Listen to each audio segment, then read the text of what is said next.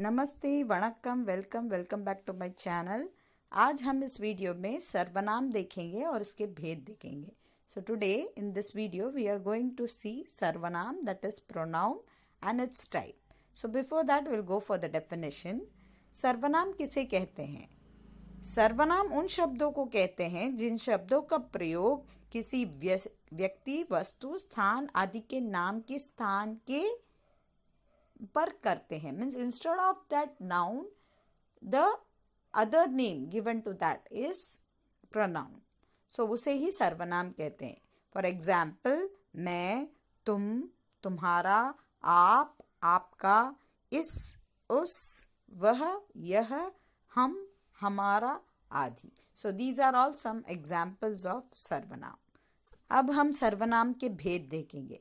पहला है पुरुषवाचक सर्वनाम, दूसरा है निजवाचक सर्वनाम, तीसरा है निश्चयवाचक सर्वनाम, चौथा है अनिश्चयवाचक सर्वनाम, पांचवा है प्रश्नवाचक सर्वनाम और छठा है संबंधवाचक सर्वनाम।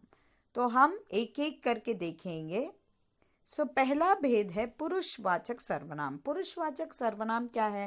व्हाट इज पुरुषवाचक सर्वनाम? इज पुरुषवाचक सर्वनाम का प्रयोग वक्ता, श्रोता तथा अन्य किसी तीसरे व्यक्ति के लिए किया जाता है। So this pronoun is used to call the first person, second person और the third person, that is the person who is speaking और the person who he is speaking about, or he is saying to some third person. So example, मैं, हम, हमारा, मेरा, all these will come for the first person. तुम, तुमने, आप, तुम, all will come for the second person. उसे, वह, वे, उन्हें, उन्होंने, all this will come for the third person. So these are the some example of पुरुषवाचक सर्वनाम. नेक्स्ट वन, निश्चयवाचक सर्वनाम। जिस सर्वनाम शब्द से किसी वस्तु, व्यक्ति या स्थान की निश्चितता का बोध हो उसे निश्चयवाचक सर्वनाम कहते हैं। Means the word which says that that particular thing is definitely there. निश्चय means definitely there, whether it is a thing और अ पर्सन और अ प्लेस, दैट इज निश्चयवाचक सर्वनाम। एग्जाम्पल आर यह, वह आदि। यह मीन्स this, वह means that, here means he, she also, he, she, it also we say yah. So this way that definite thing or a person or a place is called as निश्चयवाचक सर्वनाम. Next one, अनिश्चयवाचक सर्वनाम। The सर्वनाम शब्द जो वस्तु, व्यक्ति, स्थान आदि की निश्चितता का बोध नहीं होता. So you know very well from the word itself, अनिश्चित means not definite, opposite of निश्चयवाचक. So the thing or the person or a place which is not definite, we don't know surely whether it is there. So that type of sarvanam is अनिश्चयवाचक सर्वनाम. And example are कुछ, कोई आदि. कुछ means some, कोई means little.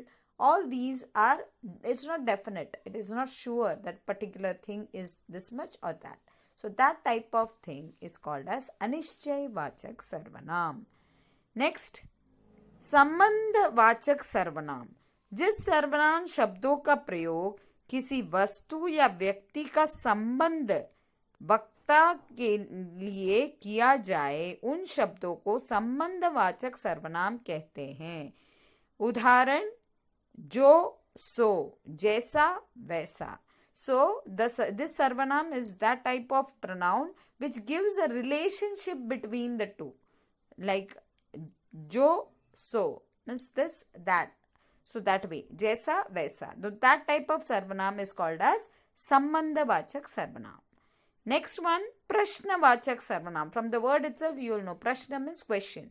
So जिन शब्दों का प्रयोग किसी वस्तु, व्यक्ति आदि के बारे में कोई सवाल पूछने या उसके बारे में जानने के लिए किया जाता है उन शब्दों को प्रश्नवाचक सर्वनाम कहते हैं. Means the word, the pronoun which is used to ask question related that particular thing or a person is called as प्रश्नवाचक सर्वनाम. Examples are कौन, क्या, कब, कहाँ. All these comes in the category of प्रश्नवाचक सर्वनाम।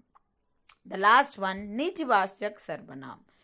जिन शब्दों का प्रयोग वक्ता किसी चीज को अपने साथ दर्शाने या अपनी बताने के लिए करता है उसे निजवाचक सर्वनाम कहते हैं। निज मीन्स आसल. So any pronoun which that person wants to say that it is his, it belongs to his own. So that type of sarvanam is called as nijvachak sarvanam. Example as apne, aap, swayam, all this comes in the category of nijvachak sarvanam.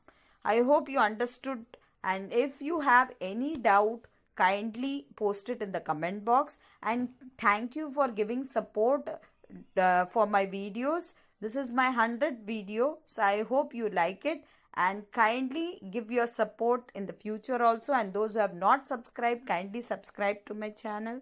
Thank you. Dhanyavad.